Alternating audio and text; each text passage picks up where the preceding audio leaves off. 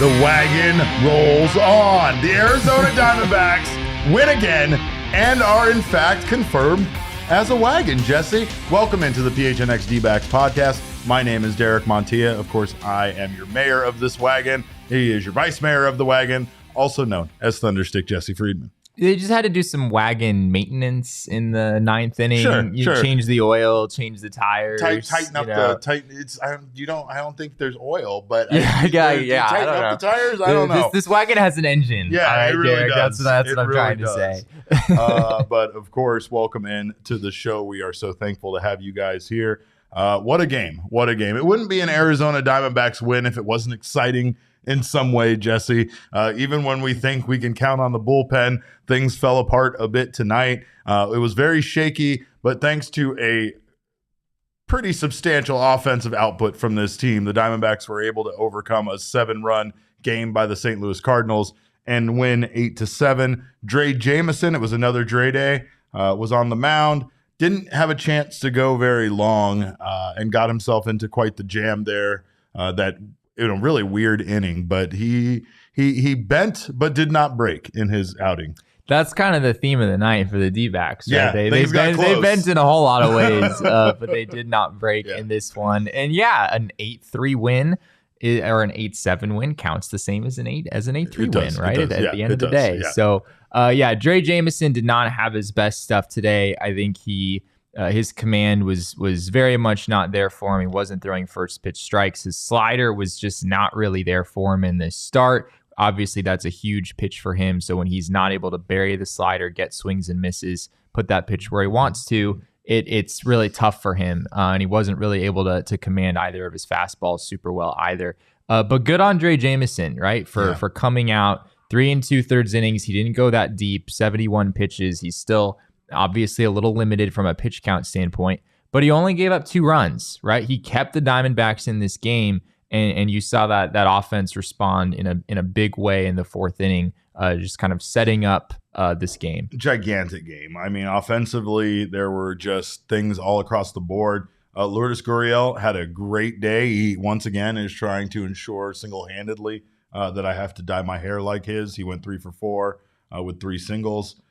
He's just continues to be very good for this team. Another nice day for Evan Longoria. Just several guys across the board. Up until that 9th inning, the Diamondbacks offense had really kind of pummeled the Cardinals offense comparatively, but things got exciting there in the 9th inning. The Cardinals did make it a much closer game than it was much earlier, but a lot of weird stuff in this game. Like in the 2nd inning, the Cardinals scored a run on an overturned safe call at second base that was, I think, the first thing we complained about on our Twitter account today.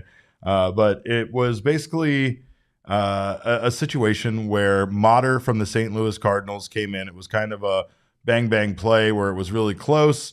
It would appear that he may have beat out Ketel getting to the bag before him. It was basically looked like right at the same time, but Motter overran the bag and then clearly wasn't on the base anymore, and Ketel tagged him.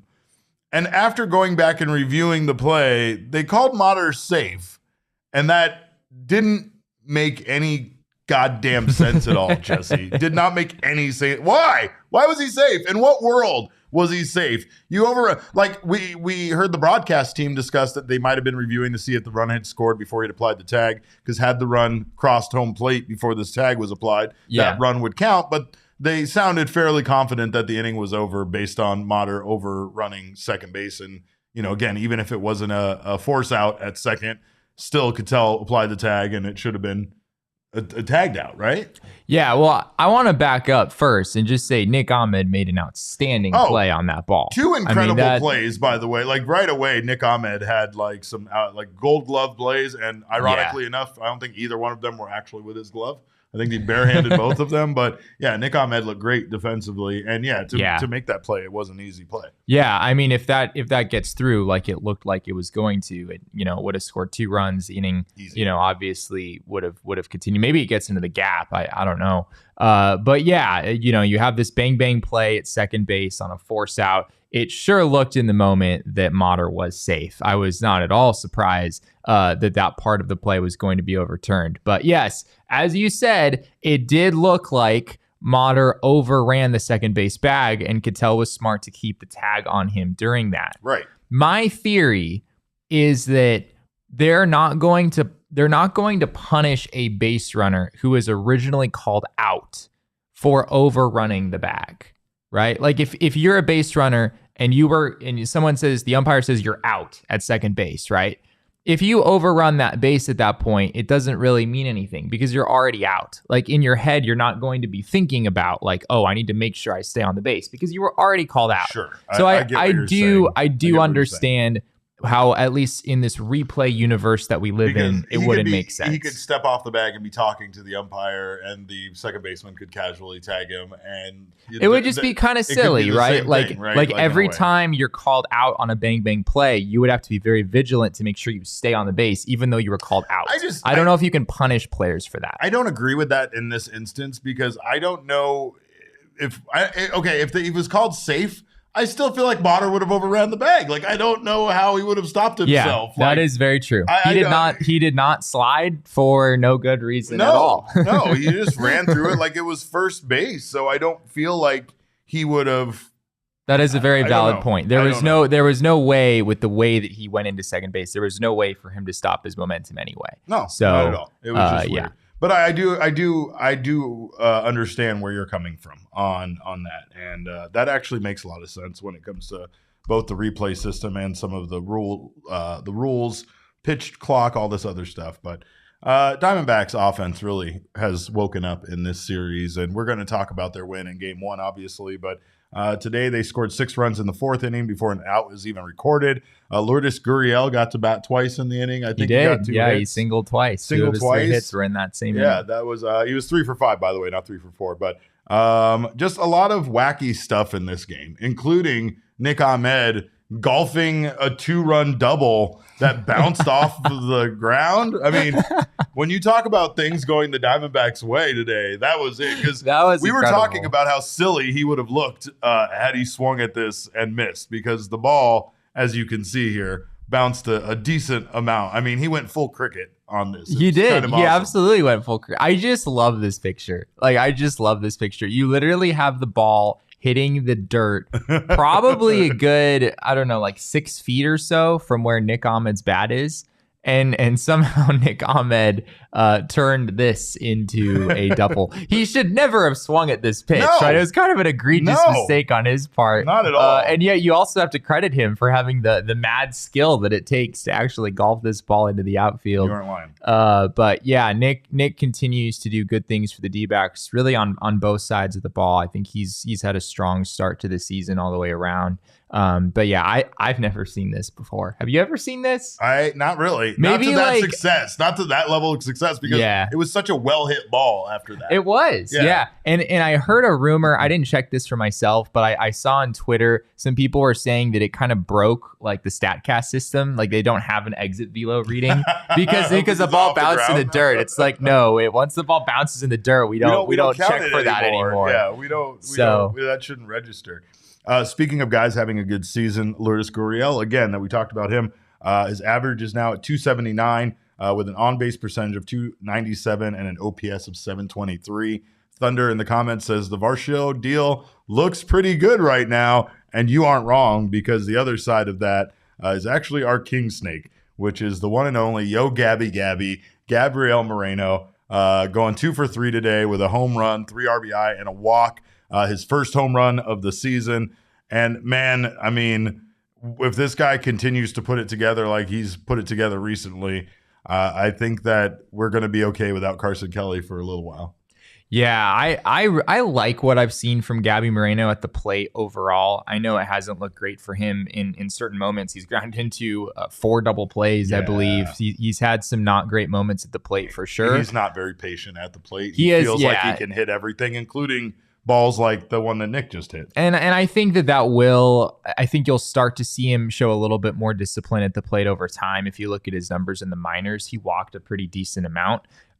So, first few moments here in the big leagues. I know he had a cup of coffee in the majors last year with the Blue Jays, but he still doesn't have 200 at bats in the big leagues. He's still getting new to this thing. We've seen something somewhat similar with Corbin Carroll, where he's kind of been swinging a lot, right? Not taking a whole lot of walks. I think over time you'll start to see those things. But Moreno's quality of contact has been pretty decent throughout the season up until today, despite what the numbers have said up to this point. And after today, you're starting to see those numbers come up. So good to see him knock out his first career home run with the Arizona Diamondbacks. The offense today really did carry the load. Pitching had a lot of pressure put on it. And again, it bent pretty significantly, but it did not break. Corbin Carroll was scratched from the lineup, and you said that ended up not being anything. Apparently the D-backs social media team they just come up with the lineup card every day, and then I guess Torey Lovello either says that they did it right or he says they did it wrong. Basically what happened is I don't know where they got this lineup from, Derek, but apparently the lineup that they released on Twitter today was not the actual Diamondbacks lineup. Torey said that was never an official lineup that they tweeted out. So what appeared as Corbin Carroll being scratched was actually Corbin Carroll he was never supposed to be in the lineup to begin with. So no injury, nothing happening on that front. Yeah. Thunder says Moreno's arm has been great. It really has. Yeah. He's just been a force back there. Do not run on Gabby Moreno. But on the mound, the Diamondbacks definitely had a lot go wrong for them today, even though they were able to get the win. Drey Jameson goes 3 2/3 inning, 3 hits, 2 earned runs, 2 runs total, 4 walks, 3 strikeouts.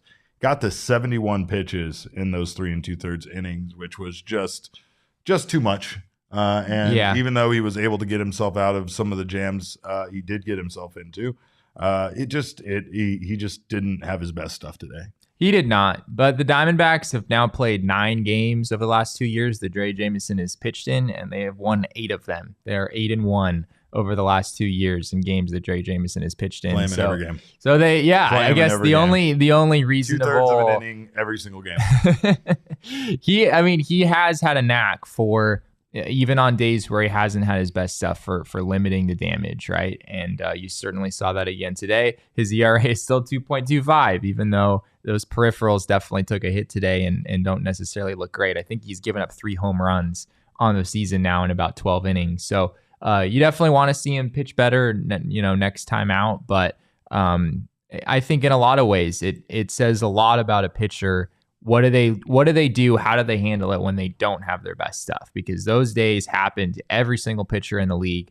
And Drey Jameson hasn't had many of those days. He's really had pretty good stuff just about every time out. Today, he had to fight through that, and I think he did it reasonably well. However, the Diamondbacks had to use 7 pitchers today. Not good. This is true. They got Madison Bumgarner starting tomorrow. Not great.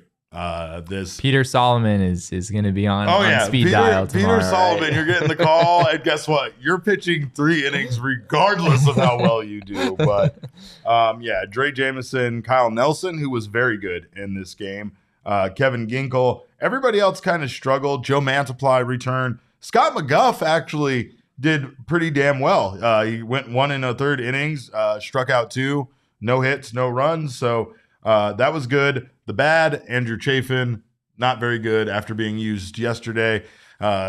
Jesse immediately said, I don't like this, when Andrew Chafin gave it the game. It was just weird. I mean, the D-backs I know they haven't named a closer, so in no way am I saying like, oh, Andrew Chafin's the closer. This is a non-save situation. I'm not really thinking in that way. But it really wasn't. And it's ironic to say this with how the game turned out, but it really wasn't a close game. No. It was not a close game. Why would you put him in there, especially after he pitched yesterday?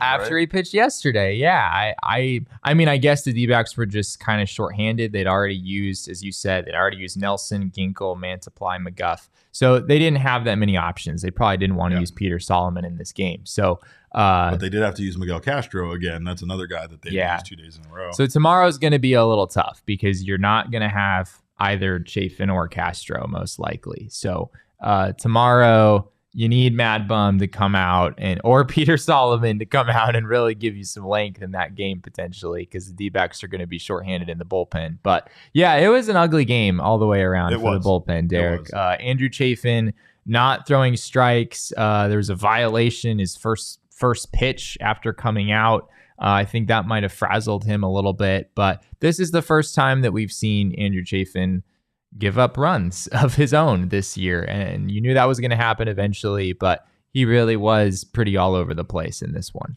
The Diamondbacks bullpen looks a bit better with Mantiply in the mix. And of course, when we talk about some of the names that we've seen so far that we can trust, nobody's flawless, right? Like Andrew Chafin was probably the most trusted arm in the bullpen, and tonight he was probably the worst of the relief pitchers that came in this game, at least as far as the results go, right? But now you have Joe Mantiply, Kyle Nelson, Andrew Chafin, Miguel Castro. Those four fairly solid at the top of the pen, right? I mean, fairly reliable guys that I feel like will be great options for Torey Lovullo. Yeah. However, if he doesn't get support from the other end of the bullpen, Kevin Ginkel, Scott McGough, Ruiz for now, and Peter Solomon, that is going to put a lot of stress on those guys, kind of like what we saw tonight over the last 2 days, right? Yeah, it is a little shaky after those guys. And of course, I wrote about earlier today how great the D-backs higher leverage relievers have been this season.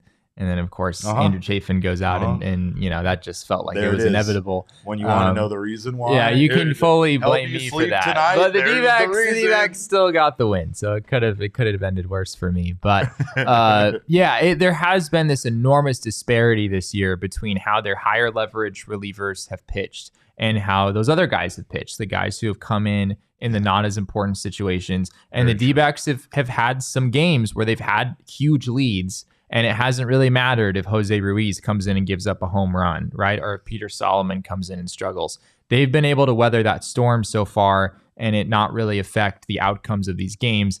That's not going to be the case for the whole year. Eventually, you're going to get to the point where you need Kevin Ginkel to give you, a big inning late in a game, an inning that really matters, or one of those other guys that I mentioned. You can't just be Castro and Chafin every single night, right? Like tomorrow, D-backs, they can't go to those guys. So there's certainly a lot of room for some of those other arms to come in and prove themselves. We haven't really seen that happen yet. Still also some room for some young guys to get an opportunity should those arms not perform for the Diamondbacks. So yeah, Justin, I will say Justin Martinez, his numbers in AAA, they ain't great, Derek. No. He is walking more than a batter an inning, and it has been not great. We don't want to look at the AAA numbers too much or the AA. And there's not a lot of good numbers right now going on. In minor leagues, but, Jordan Lawler's doing well, right? Yeah, he is. That's one thing we'll hang our hat on. Make sure to stop in on Thursday, and we'll have some more information about the minor leagues at that time. But if you want to get Jesse's article, it is unlocked and for free over at gophnx.com. You can go read it right now. If you want to get all of his content, sign up for a diehard membership over at gophnx.com. Not only do you get that content and the content from all of our writers here, especially with these big Suns playoff games going on, you don't want to miss a thing from Gerald, aka Girth. Also, you have all this wonderful options, all this wonderful stuff you get as a diehard member. You get a free piece of merch from the PHNXlocker.com. We got this brand new The Vibes Are Immaculate shirt that we were selling out there at Budsapalooza, which I've still not sobered up from, so my apologies in regards to that. I figured it would take a few days. It was a lot of weed, Jesse. But you can get this shirt or any shirt you want as free merchandise. You can also get a hat of your choosing every year you're a member. You also get access to our members-only Discord lounge, which is the best place to be an Arizona sports fan. You get discounts with our partners. You get access to members-only merchandise, members-only invites to events, and so much more. So make sure to join us today. We thank you guys for being here today in the chat. We know that there's a big Suns game going on. We appreciate those of you that are still maybe multitasking or just here at halftime with us. We thank you. I don't know if it's halftime yet. That was a guess, a swing. It might be halftime. But of course, if you haven't done so already, make sure to subscribe to the PHNX Sports YouTube channel. Sign up for notifications. That way you don't miss whenever we go live. Leave us a review if you're listening to us on your favorite audio podcasting app, and subscribe there as well. And leave us a thumbs up. We always like the likes. So thank you guys for doing that.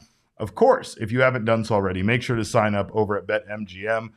We are partnering with our friends at BetMGM. We're going to have so much fun out at the Sportsbook at State Farm Stadium. We'll have a cornhole league. We're going to be doing the PHNX Cardinals show from there. So much going on. So make sure to join us. Download the app now. If you haven't signed up for BetMGM, you can use our bonus code of PHNX, and you will get $200 in free bonus bets on your first wager with BetMGM. Here's how it works. Download the app and sign up using bonus code PHNX. Place a pregame moneyline wager in the amount of at least $10 on any market at standard odds price.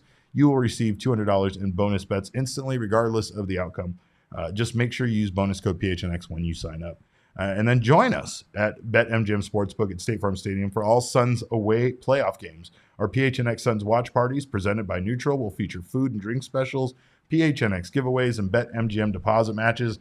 And I have been tipped off that those BetMGM deposit matches are going to be quite large, Jesse. So don't miss that. So join us out there. And now listen to Shane talk about the disclaimer. Disclaimer, 21 plus to wager. Visit BetMGM.com for terms and conditions. U.S. promotional offers not available in Washington, D.C., Mississippi, Nevada, New York, and Ontario. Gambling problem? Call 1-800-GAMBLER. Colorado, D.C., Illinois, Indiana, Louisiana, Maryland, Mississippi, New Jersey, Ohio, Pennsylvania, Tennessee, Virginia, West Virginia, Wyoming. Call 877-8-HOPE-NY or text HOPE-NY 467-369, New York. Call 1-800-NEXT-STEP, Arizona. 1-800-522-4700, Kansas, Nevada. 1-800-327-5050, Massachusetts. 1-800-BETS-OFF, Iowa. 1-800-270-7117 for confidential help, Michigan. So the biggest takeaway from this game, Derek, is very clear. We're not really here to talk about the Diamondbacks. We're here to talk about the fact that Derek Montilla is 4 wins away from doing what? What was it again? What did you say you were going to do? I am going to dye my hair like Lourdes Gurriel, like that right there. Hey, there perfect. He is. That's perfect. Just like that. Let me match it up a little. I'm elusive. I'm elusive. There we go. All right, we're just going to do the rest of the show like this, just as a preview now for what's to come inevitably when the Diamondbacks I can't wait for when you look like that. Oh, man. Enough of these hats, Derek. Yeah. Well, what's funny is I have a friend's bachelor party next month in Las Vegas. Oh, that's even better. So there's going to be good times to be had with that hair, let me tell you. But the Diamondbacks win another series, Jesse, and with the winning game 2. Game 1 was kind of more of the same. Actually, it was a little less nerve-wracking. It was a little bit more in control. Starting pitching, it was just boring compared to this boring, game, right? Yeah, no excitement, no excitement. This show is officially sponsored by my purple hair now. Merrill Kelly was outstanding. And, I mean, it's, again, much like Zach Gallen, I reserve judgment until we can see him do it a few games like Zach Gallen has done. Yeah. But, man, to think of this 1-2 punch of Gallen and Merrill Kelly both pitching like this, that's very, very good for business, Jesse. Merrill Kelly's line, 6 innings pitched, 5 hits, 1 earned run, 0 walks, 3 strikeouts.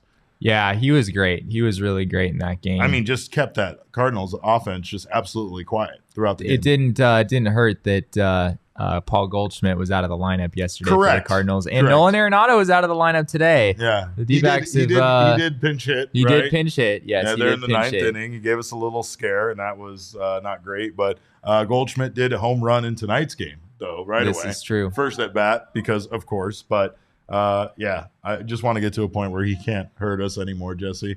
Offensively, the Diamondbacks were tight yesterday. 2 for 2 with runners in scoring position. Took advantage of those opportunities. Yeah. Ketel Marte was 2 for 4 with a home run and 2 RBI. So it was great to see Marte, kind of getting back on track.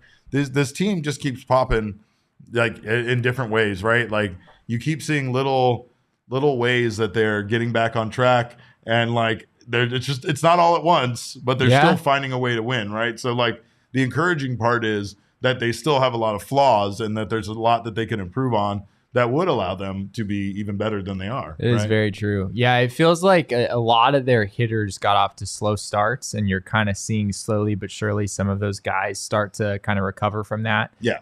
So yeah, I could tell had a nice game yesterday with the home run, couple of RBIs in that one. The big story of yesterday's game, of course, was Pavin Smith, right? Palm Beach Garden Zone, as Derek likes to say. A grand slam, the first grand slam of Pavin Smith's career. We were literally asked in our Mailbag Monday show, like, is Pavin Smith for real? Like, is this actually going to keep happening? Absolutely. Jesse doubted him. I know. I said he's been good. Like it was legit. His first few games where he was good, he was genuinely crushing the ball, and he sure crushed the ball yesterday in, I believe it was the 7th inning. At the right time. Slam. At the right time. Yeah. Yeah. It's just the offense has just been on fire in this series, and again, it's very encouraging that they're getting the output from different sources. Gabriel Moreno getting his first home run today. Pavin Smith's grand slam yesterday. Marte with the dinger. There's so many guys that can beat you, right? Yeah. Well, what we've talked about is the biggest thing the D-backs have going for them is just the depth of their offense. Right. That you can have Gurriel beat you, you can have Cattell beat you, you can have Corbin Carroll, obviously Christian Walker, 36 homers last year. And of course, there's all this speed up and down the lineup as well. There's a lot of different ways that this team can beat you, a lot of different guys who can come out and have big games. And if Pavin Smith is another addition to that, it's like, man, there's kind of a lot of hitters on this team that you start to feel pretty good about. I'm gonna blow your mind a bit, Jesse. Okay. There are 3 hitters in today's lineup hitting above 300. Nick Ahmed at 316. Okay. Yep. Everyone expected that he would be one of them. Evan Longoria at 303. And Josh freaking Rojas hitting 352. What? He's had a heck of a season. What? Josh Rojas has been. He has been hands down the Diamondbacks' most consistent offensive producer this season, and maybe even defensive producer. Josh Rojas, we talked about it the other day. Incredible. He's playing a very, very good third base. He is very well on track to have maybe the best season of his career if he's able to keep up what he's done so far. I don't know if he's going to hit 352 for the whole season, but you really like what you've seen from Rojas this year. 360. There you go. Right. That's an underestimate. I never thought, I honestly didn't think that we would see Rojas DH. Right? Like, it's not to say we didn't think we'd see him ever DH, but I just didn't think this early in the season with the other options that Torey Lovullo has that we would see Josh Rojas, DHing. But he deserves it, to be honest. He absolutely deserves it. And it's just a really incredible turnaround for this team that the offense was slow. We thought we might see another slow start like we saw last April. And last April was a slog for this offense. It at was least the first couple weeks there. Now the offense is on fire, and I guess the only question is, are you jealous of the D-backs long balls? Wow. Do you need help getting your offense back on track in the bedroom? Oh gosh, here we go. Are you having a hard time scoring on sack flies? You know what I mean. Roman is here to help. Roman is the digital health clinic for men addressing a variety of sexual health needs and offering genuine medication that helps achieve and maintain a strong erection. Roman offers discreet wipes that help you last 4 times longer in bed, much like tonight's game. We're really doing over 3-hour games again? I thought we were past that. Yeah, this was an over 3-hour baseball game. I don't like that, Jesse. I don't like that. But I'll tell you what who does like long nights like that? Your partner. And give your partner a long night with Roman and their discreet wipes. No waiting room, no hassle, straightforward digital experience from the comfort of your home. If medication or testing is appropriate, Roman will send it directly right to your door, like Tony Perez Chica giving them the green light. You know what I mean? Everything arrives in discreet packaging with free 2-day shipping. To learn more about how you can achieve your personal sexual health goals, go to ro.co/PHNX to get 20% off your entire first order. That's ro.co/PHNX. And if you want more from me, I have no more for you when it comes to that ad read, but I do have more furniture. Jesse. I knew that's for you. Anytime Derek drops the word more, and he kind of emphasizes, like he kind of drags out the R sound a little bit. War, right? Like it's not war, it's war, right? Like you got to emphasize it differently. It's a different name, and this is more furniture, where you can absolutely get the best furniture in the Valley. I love the fact that they have these reclining couches that have all of these secret cubby holes for like your cell phone to charge in and stuff. They have wireless chargers now on the couch where you just set your phone down on a thing and then it's just charging. It's great. I'm just trying to picture like our Suns crew, has been out there watching the Suns game on our more furniture recliners here in the office. Mm-hmm. They were pretty angry at some different points there, Derek. And that was while they were sunken in the just lovely hug like chair. Deep in, but kind of having little tantrums over, like Devin Booker not boxing out and CP3's offense. How much worse would those tantrums have been if they weren't sitting? If they were uncomfortable, chairs? oh man, at least they respect the furniture. They respect the furniture because it's so damn comfortable. So you get furniture you respect over at morefurniture.com. And of course, when people deliver it with the white gloves, again, that makes you feel bad about kicking it during a basketball game. So have the white glove delivery service. That way you'll treat your furniture better, and you can save big on the best furniture in the valley when you head to morefurniture.com. Jesse, Diamondbacks way on top on the NL West. What the hell is going on with everybody else? Because I was noticing... Well, just as everyone suspected, Derek. Everyone knew that the NL West was terrible. Meanwhile, right? The Padres didn't have a chance. The Dodgers didn't have a chance. The NL West is just a crapshoot. The Diamondbacks would be in third place in the NL Central right now. Meanwhile, right? That because that division is going wild. Pirates. Even the Pirates. The Pirates are a juggernaut, apparently. We all knew. And Andrew McCutchen returns home, and there you go. But yeah, not a great start for the NL West, which is very good for the Arizona Diamondbacks. San Francisco Giants just kind of flat out bad. Their bullpen had a 5.82 ERA heading into today's games. Not very good. Their pitching has been awful all across the board. Yeah. The Giants have not been the team that a lot of people expected them to be, which is not necessarily. Of course, they're not. Yeah, right. No, I mean, I don't think people expected the Giants to win, 90 games or anything, but there were like actual projection systems that, had the Giants like an 85, 88 win team, something in that range. Yeah. I don't think they've been as bad as their record would suggest. They're kind of middle of the road offensively and middle of the road from a run prevention standpoint, if you look at the numbers. But yeah, their bullpen has been a big issue for them. Their bullpen ERA almost 6 entering today. And that's kept them from, a lot of those 50-50 games haven't gone their way. Even though they've basically scored the same number of runs as their opponents, they haven't been able to turn that many of those games into wins. I love the fact that the Padres are struggling.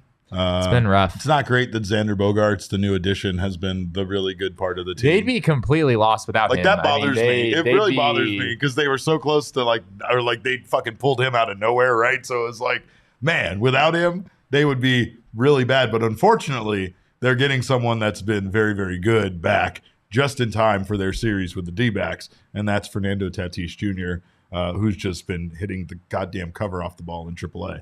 Yeah, I think it was like 6 home runs and 10 at-bats or something at one point. It's just absolutely ridiculous production from Fernando Tatis down there. I hate the fact that the only reason why he's able to come back right now is because the Padres went so deep into the playoffs. I hate that. That's the only reason why his suspension is lifted early. But a lot of people have been angry about the fact that he is allowed to participate in AAA games, even like while serving his suspension. Like the suspension keeps him from big league games. It doesn't keep him from AAA games. I do understand that. I mean, it is like, I mean, you could make a case that, starting the year with a couple weeks in AAA to, hit 14 homers or something in 2 weeks. It's not necessarily the worst way to start your season, right? You go from there to the big leagues. Obviously, that he's going to have to adjust to what big league pitching looks like again. But I mean, I don't know if this suspension has necessarily affected him that much. It's obviously kept him away from being able to impact games for the Padres. But this weekend's going to be big with Tatis coming back. I believe it's the 21st, I want to say. I think it's the Friday game, not the Thursday game, if I'm not mistaken. But we will see Fernando Tatis playing games this weekend for the Padres, and they desperately need him right now because somehow Juan Soto has just not figured out how to hit as a member of the Padres. Hitting 164. Slashing 164, 346, 361. He always draws his walks, but man, he's just not impacting the baseball the same way he did in DC. Let's just hope it continues. At least let's hope it continues until the end of the month. If he's going to figure it out in May, and then we don't play the Padres again until August. So, I mean, I don't want them to get on a tear when we're not playing them either, but it would be way better if he continued to struggle. Much like Michael Wacha and Nick Martinez have struggled against everybody. Yeah, the Padres rotation has not been that good. Wacha and Martinez both have ERAs over 5. The other 3 guys have kind of held things down. The top of their rotation's been all right. They do have some injuries that have crept up. Blake Snell has missed time for them. But yeah, it's that was kind of a weakness that we pinpointed heading into the season for the Padres. The rotation wasn't that good, and they've had to dig into their depth a little bit. Joe Musgrove has also been out, but it hasn't really worked for them. Waka and Martinez have both really struggled. Speaking of pitching struggling, that's kind of the story of the Dodgers season so far. Struggling starting pitching, struggling relief pitching, and their offense hasn't really been great either, but mostly their offense has been all right because James Outman has been like the best player in the National League so far. Which, I don't understand. Just felt inevitable. He really should be a pitcher with a name like Outman. Yeah. Well, he shouldn't be a pitcher with the numbers that he's putting up right now offensively, Derek. I don't think they're about to do that. But yeah, Noah Syndergaard has just not been good for the Dodgers. He's got an ERA over 5. Michael Grove is in their rotation to start the year. He has an ERA of 9 in 3 starts. The other guys in the rotation have been good. Dustin May, Julio Urias, Clayton Kershaw, all those guys have been fine. May. Yeah, Dustin May did get, I think the Mets got to Dustin May a little bit last night. But overall, their rotation's been all right, with the exception of those 2 last guys. Their bullpen hasn't been very good either. That's also been an issue for the Dodgers. Their team ERA right now, combining starters and relievers, is 4.41. Seems like the Dodgers are always in the low, maybe mid 3s at worst from what we've seen the last few years. So their pitching staff has really taken a step back. And then I guess we have the Rockies. Yeah, I mean, do you want to talk about why the Rockies aren't good? No. I don't think we should waste the people's time with that. They're just the Rockies. That's good enough. We said that the D-backs were a wagon, right? You guys know that. The D-backs are a wagon. That's what the sign says. Don't make me tap the sign again. That's the sign. The D-backs are a wagon. Our friends from the DNVR Rockies crew, they wanted to know what word they could make that would sum up the Rockies with their CR logo. And I tried to do Scrappy, but the S got cut off. So is that what happened? That's what happened, Jesse. I was cropping on Photoshop, and sometimes it's just all over the place. So it ended up saying crappy, which by definition, I mean, I know Ruth is gonna think I'm being crass on that, but the actual definition of crappy is of extremely poor quality, and based on the fact that they have 7 position players with a negative WAR, I think that's an accurate definition of that team right now. Yeah, I mean, Elias Diaz is knocking the cover off the ball, throwing out all the base runners from behind the dish for the Rockies. Chris Bryant's been okay, but the rest of that team has really struggled out of the gate. I think Kyle Freeland has had some good starts on the pitching side. Herman Marquez had a bit of an injury scare the other day. I think he's going to be okay. But the rest of that rotation, man, is just brutal. Jose Urena, honestly, maybe not really a major league quality starter at this point, and pitching in Coors Field, I don't think does him any favors. Austin Gomber is also in there. Ryan Feltner, a guy that most people probably haven't heard of, has also been a member of the Rockies rotation this year. So, yeah, this is the one team out of the list that they're struggling, and we are not at all surprised. The Colorado Rockies did not look like a good team coming into this season, and they have not been that so far. No. Ryan asked, how is the All-City standings? I promise we will give you an update on the All-City standings. Yeah, we'll bring it back. Derek's just afraid to because the Cubs are a little too good right now. So I don't know if I can deal with that. But the White Sox and the Rockies not good. Yeah, so. We feel confident about that. So we will bring that back for tomorrow's post-series show because we have a 10:15 a.m. start. So breakfast with the Arizona Diamondbacks and your guys over here, maybe lunch. I don't know. We'll be here probably around. Hopefully 12:30, but the way this fucking baseball game knows, who knows? Maybe 2 o'clock is when we'll be seeing you. Looking at the probable pitchers, we have Madison Bumgarner on the mound for the Arizona Diamondbacks. Woodford on the mound for the Cardinals. Take the over in this one. That's my big suggestion, based especially on the Diamondbacks bullpen being taxed. I'm not going to say that the Diamondbacks are a sure thing to sweep this game with how taxed they are. And to be honest, it might be a good game to just let Bumgarner stay out there and figure things out for a while, even if he does end up struggling.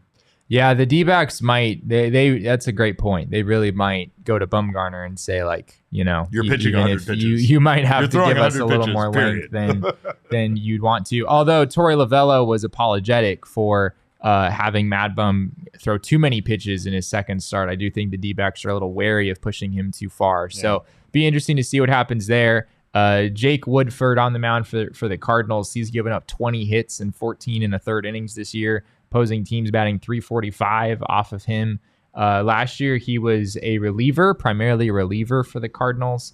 Had a 2.23 ERA, so he put up some decent numbers there. But he's always been kind of a pitch to contact sort of a guy. Only has 101 strikeouts and over 150 innings in his career. So another guy you feel like you can jump on a little bit tomorrow if you're the D-backs, and a righty on the mound, which I think is also a welcome change for them. Today was one of the first days we've seen the D-backs have some success against a left-handed starter. Tomorrow you'll see a righty back on the mound for the Cardinals. If the D-backs do get a sweep, that means just 3 more games till Purple Hair Derek makes an appearance. The Diamondbacks have 4 games. More wins. What did I say? Games? I think you said games. Oh, yeah. Yeah. Well, if they get they have to win. 3 more wins. 3 more after tomorrow, assuming they win tomorrow. We are assuming they're winning tomorrow, but 4 wins total for the rest of the month. They have 4 games against the Padres, 3 against the Kansas City Royals, and then 3 to close out the month against the Rockies. So we talked about 2 of those teams not being very good so far. Plenty of opportunities for the Diamondbacks to make me eat my words about them not having a winning record after the first month. And I'm happy to have doubted them. If I can be bulletin board material for them, to have a look at that guy. I mean, I think he's cute. I think he looks pretty cute. Soon we're going to have to talk about what you're going to do if they go over 500 in May, right? We're going to have a whole other thing set up. Oh, man. By the end of the season, you're just going to look ridiculous. It's going to look absurd. Just looks like a circus clown after everything. It's the hair in April. It's the beard in May. No, I can't. It's the with big my shoes in June. Clown nose after May, every episode.